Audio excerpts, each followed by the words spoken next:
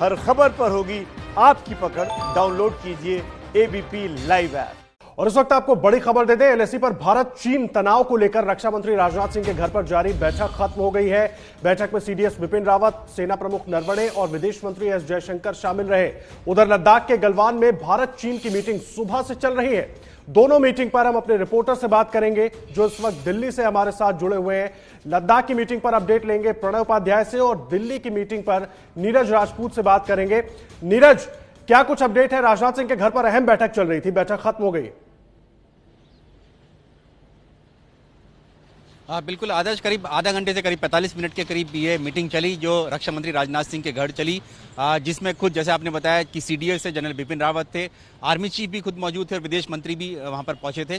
तो जो जानकारी मिल रही है, खुद रक्षा मंत्री ने जानकारी ली कि आखिरकार किस तरह की ये घटना जो हुई है जिसमें हमारे 3 सैनिक शहीद हो गए, आखिरकार ये घटना हुई कैसे, क्योंकि लगातार ये बात सामने आ रही थी कि दोनों देशों के जो सैन्य कमांडर्स हैं, डिप्लोमेटिक लेवल पर भी बातचीत चल रही है। तो फिर ये स्थिति इतनी ऐसे एस्केलेट कैसे कर गई, क्योंकि लगातार ये बात आ रही थी कि डिसएंगेजमेंट शुरू हो चुका है, डिसएंगेजमेंट हो रहा है, 2-3 जगह पर हो भी चुका था, गलवान घाटी में कैंप कम भी हो रहे थे।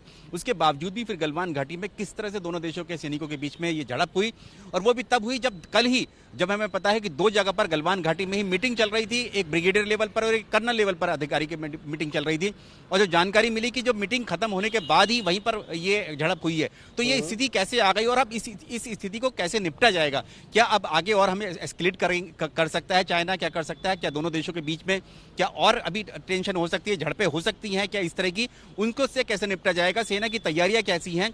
और आखिरकार और विदेश मंत्री इसलिए क्योंकि क्या बातचीत के जरिए इस जो तनाव है जो चल रहा है इतना एस्केलेट कर गया है, जिसमें दोनों देशों के जो सैनिक हैं वो मारे गए हैं, तो क्या उसको डिप्लोमेटिक लेवल पर उसको सुधारा जाएगा? क्या बातचीत होगी? इस सब की पूरी जानकारी रक्षा मंत्री राजनाथ सिंह ने अपने जो सरकारी आवास से उस पर ली है। जी, पूरी रणनीति एक तरीके से तैयार की गई है कि आगे भारत को किस तरह से कदम उठाने हैं, क्या कुछ तैयारियां और होनी चाहिए, क्या तैयारी है, सबकी समीक्षा की गई। प्रणय उपाध्याय भी लगातार जुड़े हुए। प्रणय, एलएसी पर क्या हालात है, ताजा हालात क्या है? मीटिंग वहां पर खत्म हो चुकी है, बातचीत की कोशिशें तो हो रही हैं, लेकिन उसके बीच इतनी बड़ी घटना हो जाती है, वर्तमान हालात क्या है?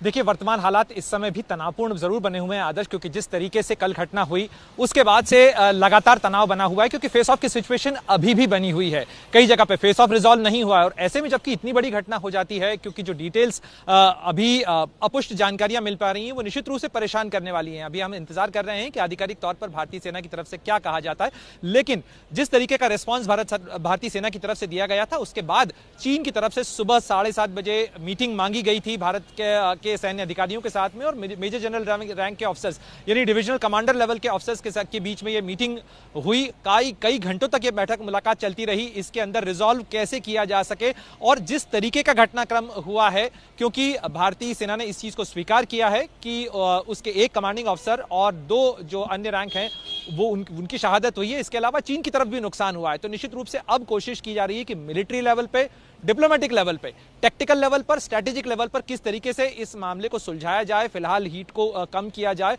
और किस तरीके से ये प्रयास किए जाएं कि आगे इस तरीके की घटनाएं ना हो। तो उनकी कोशिशें और कवायदें चल रही हैं, लेकिन निश्चित रूप से आदर्श फिलहाल स्थिति नियंत्रण में जरूर है, लेकिन तनावपूर्ण बनी हुई है।